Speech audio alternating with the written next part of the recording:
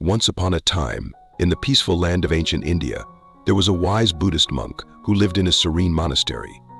This monk often shared profound lessons with his disciples, helping them navigate the challenges of life with clarity and wisdom. One sunny morning, while the monk was sitting under a large tree, a troubled man approached him. The man's face was etched with worry and sadness. He asked, "Wise monk, why do I suffer?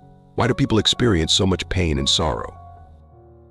The monk looked at the man with compassion and replied, "Pain is an inevitable part of life, but suffering is something we can choose to avoid. Let me explain this with a story." The monk began his tale. There once was a man who was suddenly shot with an arrow. The sharp pain from the arrow was immediate and intense.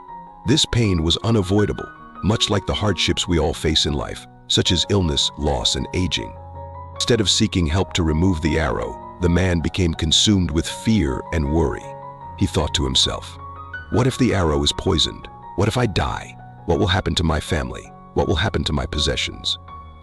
His mind created a whirlwind of anxious thoughts, making his suffering even worse. In this way, the man's experience was like being struck by two arrows. The first arrow was the physical pain he felt from the wound. The second arrow was the suffering he created in his mind through his worries and fears.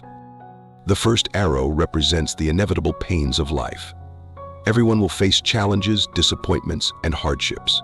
These are things we cannot always control. However, the second arrow represents the suffering we add to our pain through our thoughts and emotions. This is something we can control.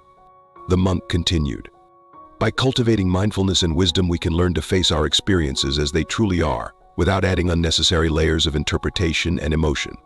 We can learn to be present with our pain without resisting it or running away from it.